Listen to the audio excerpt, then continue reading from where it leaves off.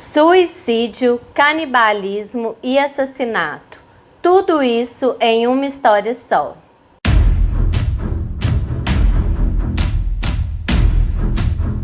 Oi, gente, eu sou a Sara e a nossa história de hoje começa em 1984, em Oslo, na Noruega, quando três jovens, o Euronymous na guitarra, o Necrobutcher no baixo e o May na batera, se juntam para formar uma das bandas mais importantes do black metal norueguês, o Mayhem. Bom, o Mayhem, além disso tudo, também fazia parte e era uma das bandas mais importantes do chamado Inner Circle, que tinha como principal objetivo erradicar o cristianismo da Noruega, mas isso a gente fala mais adiante. Em 1987, o Euronymous funda a gravadora Death Like Silence, que é uma gravadora com foco no metal. Em 1988, entram dois novos integrantes, o Hellhammer na bateria e o Dead no vocal. É aí que começa a fase mais bizarra do Mayhem. Quando soube que a banda estava à procura de um novo vocal, o Dead envia para a banda um pacote contendo 3 itens. Uma fita demo, uma carta e um porquinho da Índia em estado de putrefação avançada e, pasmem, crucificado. Ele queria chocar a banda e chamar a atenção para ele, né? Claro, ele queria ser o novo vocalista e ele realmente chocou. Mas o que fez com que ele fosse convidado imediatamente para participar da banda foi a sua voz inigualável e profundamente melancólica. Dead sofria de apneia do sono na infância e aos 10 anos de idade ele sofreu um acidente, ele rompeu o baço, ele teve hemorragia interna e ele foi hospitalizado. Ele teve uma experiência de quase morte e essa experiência mudou para sempre a vida do Dead. O Dead dizia para as pessoas que esse acidente havia acontecido quando ele patinava no gelo, mas em entrevistas posteriores o irmão dele diz que ele sofria muito bullying na escola e que as crianças eram agressivas com ele e certa vez passou totalmente dos limites e foi quando realmente ele foi hospitalizado, ele rompeu o baço e teve uma hemorragia interna. Então a gente não sabe bem qual versão é a verdadeira. Mas o que acontece é que ele teve uma experiência de quase morte, foi dado como morto por alguns minutos e essa experiência mudou a vida do Dead para sempre.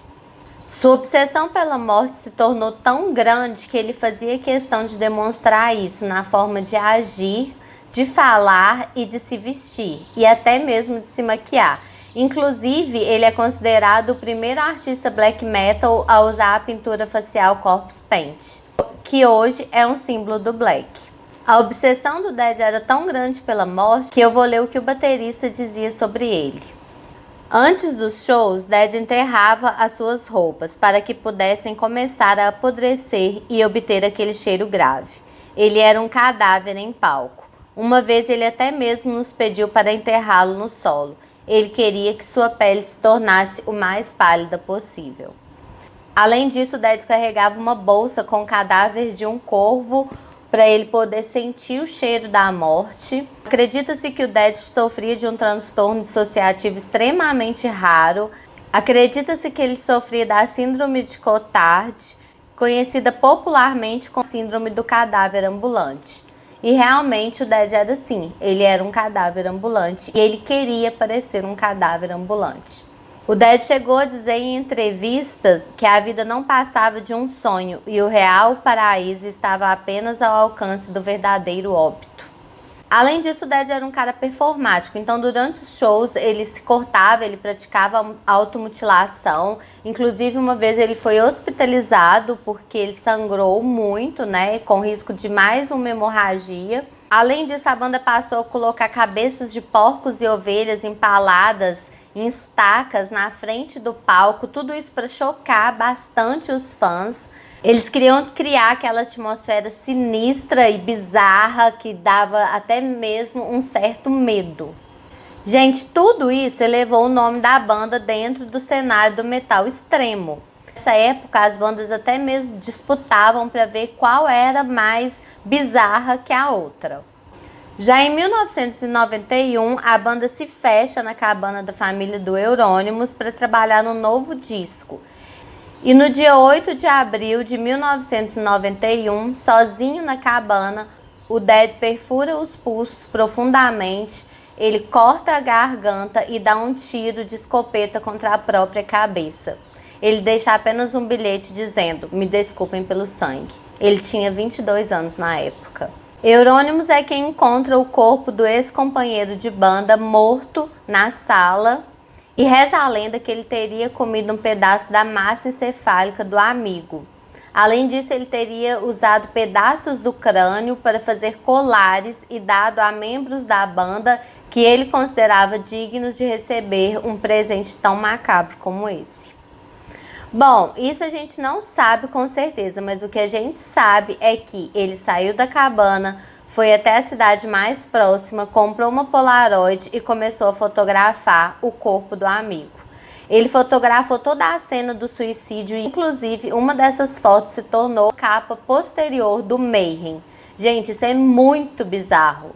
Eles usaram a foto real do suicídio do Dead como capa de um álbum. Sério, sem noção. A história já podia parar por aí, mas a história não para, não.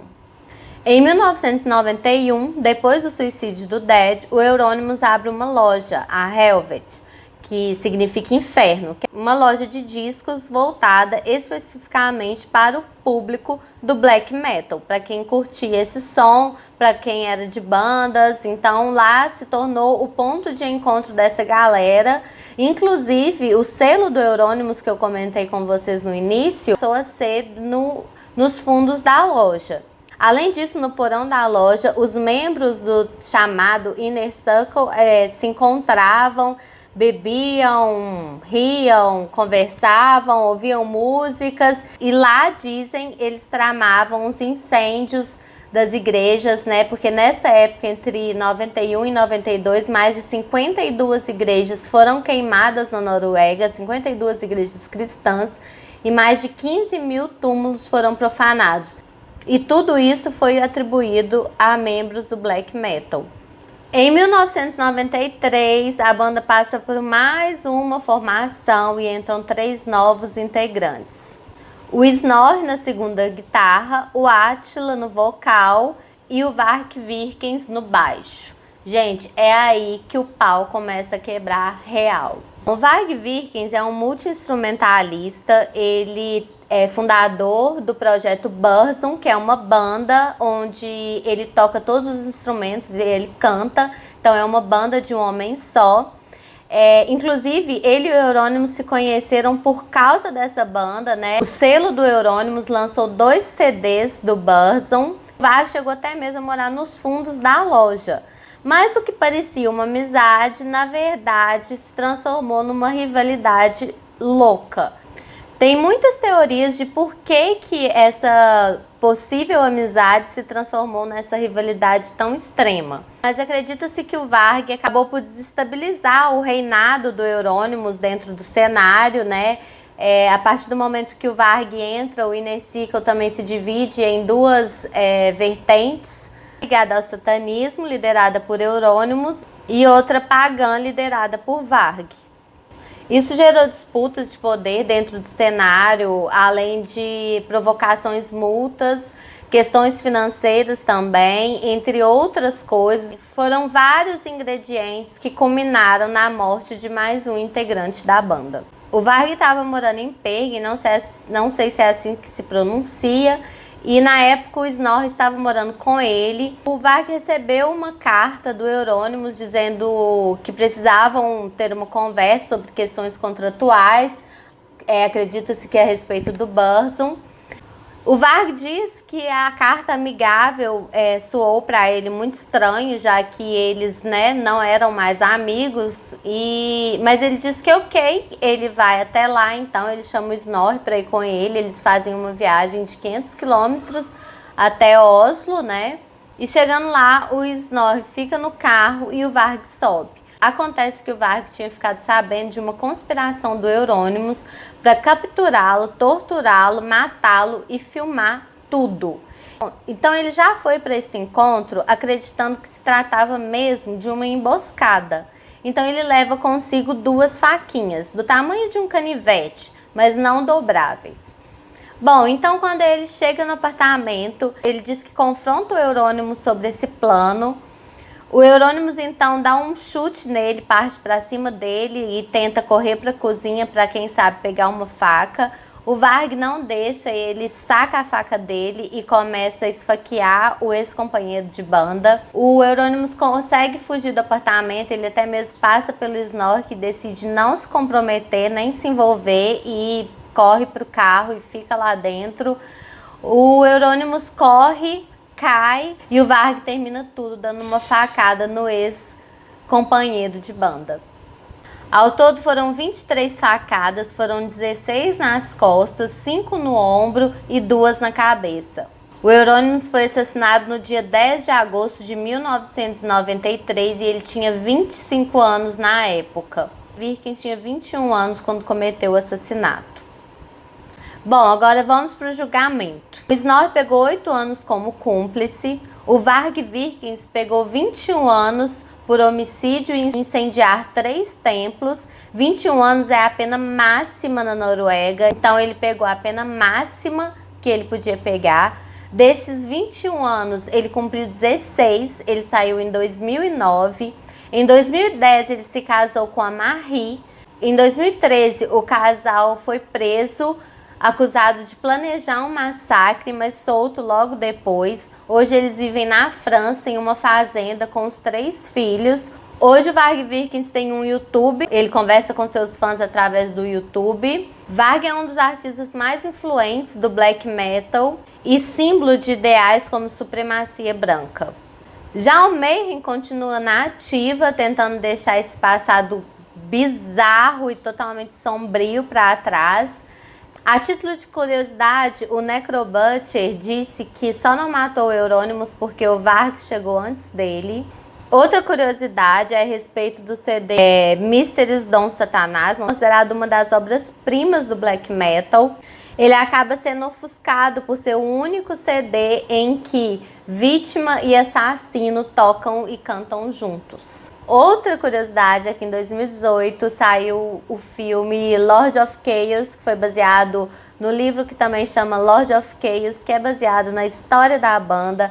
É um filme muito bom, não é um documentário, nem tudo lá é real, mas tudo que eu contei aqui aparece lá e é muito, muito bom. Eu super indico o filme.